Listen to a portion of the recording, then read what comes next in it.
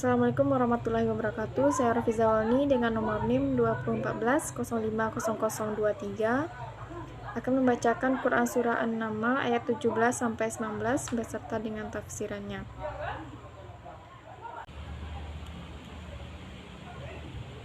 Minasyaitonirrajim.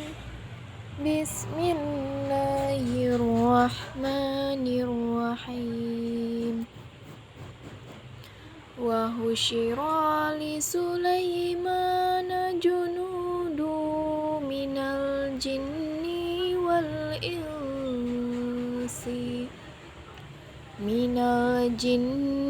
wal insi wat tayri fahum yu'zaun hatta idza atau ala wadin namli qalat stamlatu ya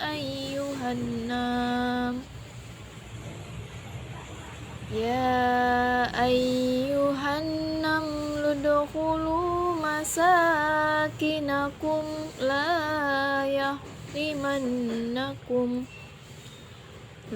yahtimannakum Sulaiman wa junudu wa hum la yash'urun. Fatabassama dhahikan min qabliha wa qala rabbi awzi'ni an askura ni'mataka allati an'amta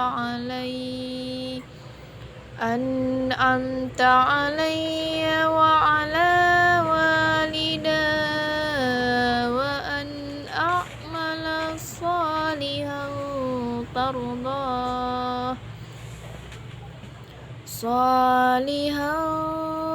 tardah wa adkhilni bi rahmatika fi ibadika salihin. Syadaqallahu. Artinya, aku berlindung kepada Allah dari godaan syaitan yang terkutuk dengan menyebut nama Allah yang Maha Pengasih, Maha Penyayang. Quran Surah An-Naml ayat 17-19. Artinya, dan untuk Sulaiman dikumpulkan bala tentaranya dari jin, manusia, dan burung, lalu mereka berbaris dengan tertib. Hingga ketika mereka sampai di lembah semut, berkatalah seekor semut, "Wahai semut-semut, masuklah ke dalam sarang-sarangmu agar kamu tidak diinjak oleh Sulaiman dan bala tentaranya," sedangkan mereka tidak menyadari. Maka dia Sulaiman tersenyum, lalu tertawa karena mendengar perkataan semut itu. Dan dia berdoa, "Ya Tuhanku, anugerahkanlah aku ilham untuk tetap mensyukuri nikmat-Mu yang telah Engkau anugerahkan kepadaku dan kepada kedua orang tuaku, dan agar aku mengerjakan kebajikan yang Engkau ridhoi, dan masukkanlah aku dengan rahmat-Mu ke dalam golongan hamba-hamba-Mu yang soleh." Maha benar Allah dengan segala firman-Nya. Selanjutnya, tafsiran Quran Surah An-Naml ayat 17-19. Yang pertama, ayat 17. Dari sekian kitab tafsir yang penulis baca, kebanyakan kitab-kitab tersebut lebih terfokus tentang penjelasan kata per kata. Ayat 17 menyebutkan bahwa pasukan Nabi Sulaiman terdiri dari manusia, jin, dan burung saja. Padahal tentu saja ada binatang lainnya sebagai alat perang beliau.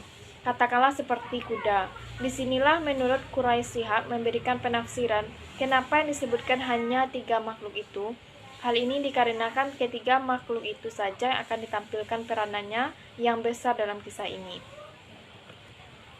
Misalnya burung hudhud mengabarkan kepada Nabi Sulaiman tentang kerajaan Saba dan diutus untuk menemui sang ratu.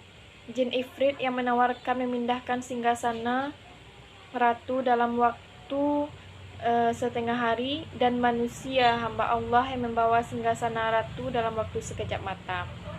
Quraisy Shihab juga menegaskan bahwa tidak semua dari golongan jin, manusia, dan burung-burung tunduk kepada Nabi Sulaiman. Hal ini dikarenakan kerajaan Nabi Sulaiman hanya meliputi daerah Timur Tengah yang dikenal dengan Palestina. Kemudian pada ayat 18, Bismillahirrahmanirrahim, hatta iza antwalu ala wadi famli. Yang dimaksud dengan wadi Namli adalah lembah yang banyak dihuni oleh semut.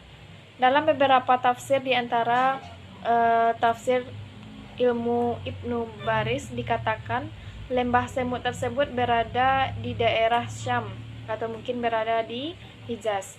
Menurut Asy-Syibai, semut yang dimaksud dalam ayat ini mempunyai 2 sayap. Potongan ayat ini menimbulkan permasalahan para mufassir, apakah semut yang berteriak itu laki-laki ataukah perempuan? Menurut Imam Abu Hanifah, semut perempuan dengan argumen pada lafaz qala terdapat tambahan taknis. Karena jika semut itu jantan maka tidak perlu ditambahkan taknis. Ayat di atas menurut Quraisy Shihab menunjukkan bahwa semut merupakan hewan yang hidup bermasyarakat dan berkelompok. Hewan ini mempunyai etos kerja yang tinggi dan sikap kehati-hatian yang luar biasa. Keunikan yang lain dimiliki oleh semut adalah menguburkan anggotanya yang mati. Itu merupakan keistimewaan semut yang terungkap melalui penelitian ilmuwan. Kemudian pada ayat 19, Fatabassam maka Sulaiman tersenyum. Senyum merupakan gerak ekspresif tanpa suara untuk menunjukkan rasa gembira dan rasa senang. Potongan ayat tersebut bermaksud menggambarkan bahwa Nabi Sulaiman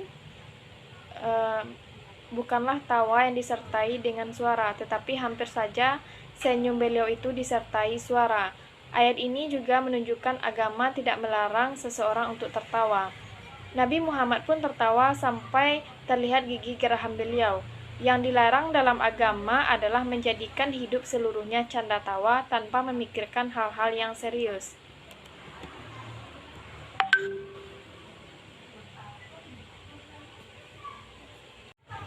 Mengutip dari kitab Al-Misbah, ayat ini secara tidak langsung membantah tuduhan negatif terhadap ibu Nabi Sulaiman. Dalam perjanjian lama disebutkan bahwa ibu beliau pernah melakukan hubungan seks dengan Nabi Daud semasa hidup suaminya yang pertama, yaitu Oria, yakni perbuatan yang kau sukai dan kau ridhoi. Maksudnya, matikan aku dalam keadaan soleh dan pertemukan aku dengan orang-orang yang soleh pula. Itulah tafsiran Quran Surah An-Naml ayat 17-19. Ya, sudahi dengan wassalamualaikum warahmatullahi wabarakatuh.